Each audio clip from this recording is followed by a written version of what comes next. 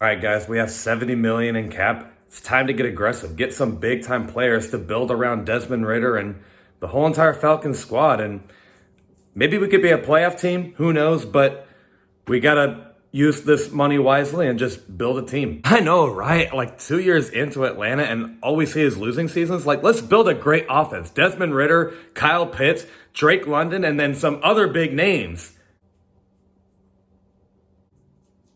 You're going to use that cap space on 3 tight ends, aren't you?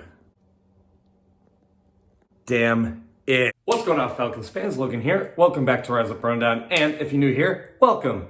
So, this topic, we're going to go over something that was hard to think about because the Falcons world right now is a little quiet. We already went over the big topic in Lamar Jackson last Friday.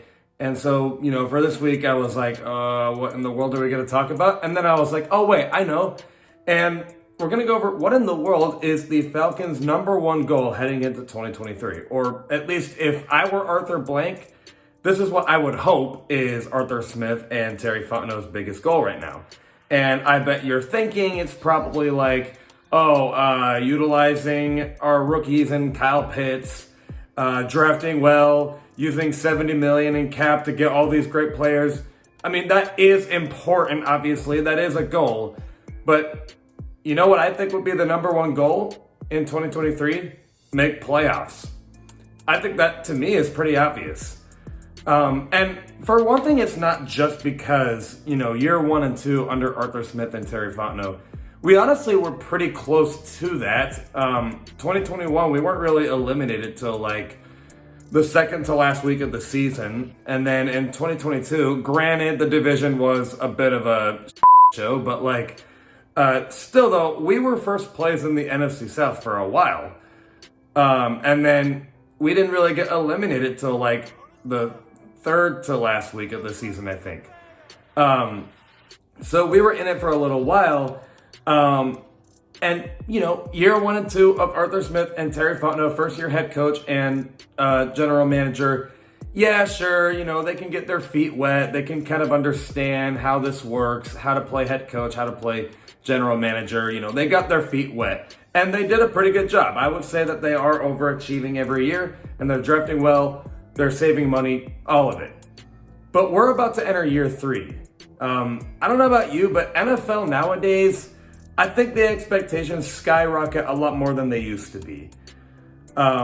Because nowadays, teams kind of change rather quickly. I mean, the Miami Dolphins, for example, with Mike McDaniels as head coach, no one really expected the Dolphins to come from kind of like with Brian Flores, a cute little maybe wild card team, to then with Mike McDaniel, at least in the beginning of the season, they actually looked like Super Bowl contenders.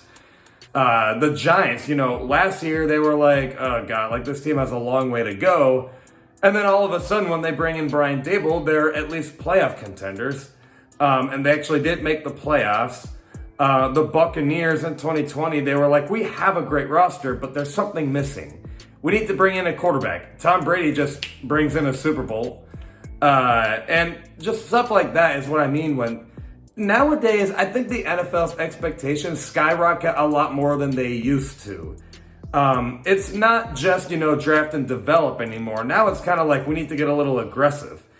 And if there's any year for the Falcons to be aggressive, it has to be this one. And it's not just because, year 3 with Arthur Smith and Terry Fontenot, they've been here for a while. I think they got their feet wet. It's time to see some playoffs.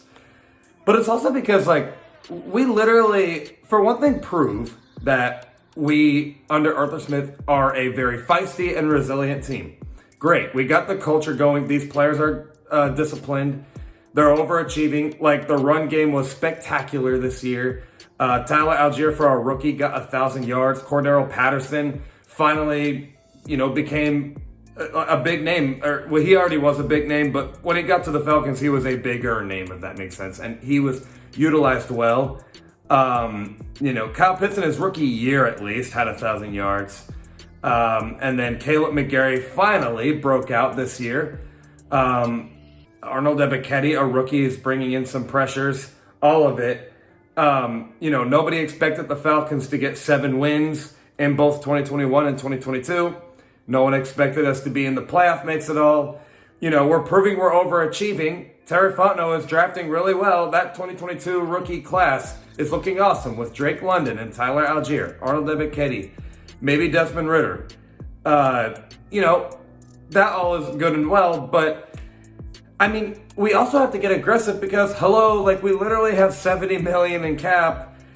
If the Falcons seriously just go the route that they did in years past, where they get these maybe players, what I mean by that is back then the Falcons were always you probably never heard of Jamin Brown or James Carpenter from New York, but maybe they'll work out. Maybe, you just never know. Fingers crossed, maybe it works. Mike Davis, it's not like he was some great running back or anything, but he likes to play for Atlanta, so maybe it'll work. Oh, Lee Smith, you never heard of him, but he said he likes to play for Matt Ryan, so maybe he'll do some good things for us. Can we get a legitimate impact in free agency, please? Look at the Dolphins, for example. The Dolphins liked their roster. They had drafted a quarterback in Tua Tagovailoa, drafted Jalen Waddle. They looked at their roster and they said, we like this roster, but there's something missing. And so they go get it. They become aggressive. They bring in Tyreek Hill. They're this is a legitimate player that is supposed to impact our team. And I think that's safe to say that it worked out.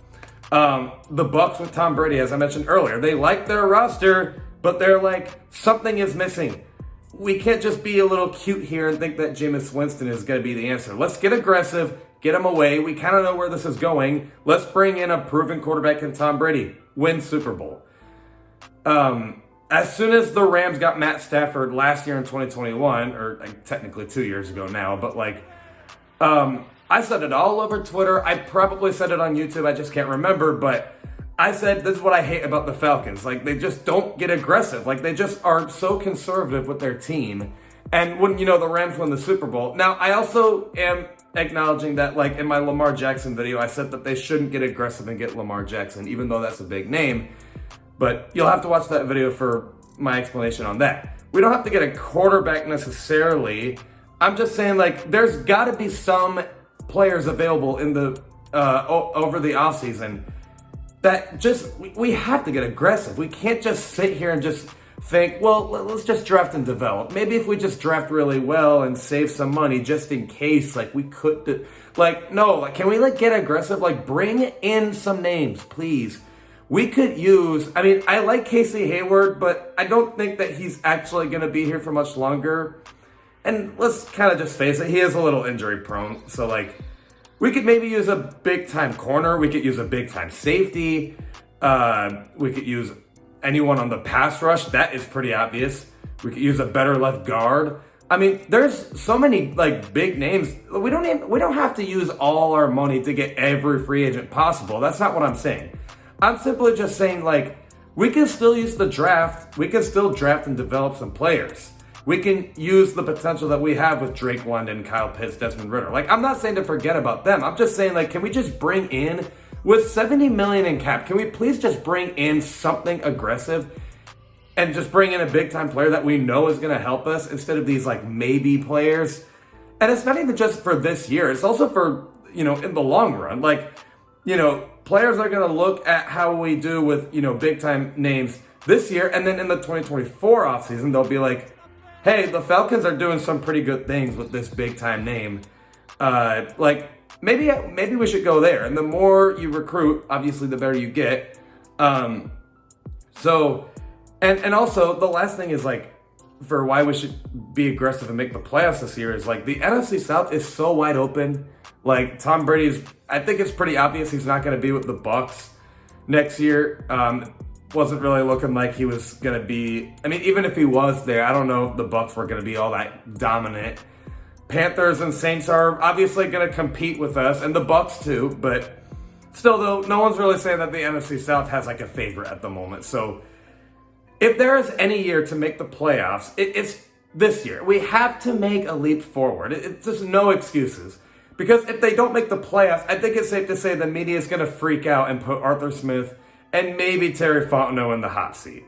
But I don't know. Let me know what you guys think in the comments below. And let me know what you guys think. I will see you guys with a video this Friday at 11 o'clock a.m. Eastern. Love and appreciate you all for the support. And as always, rise up.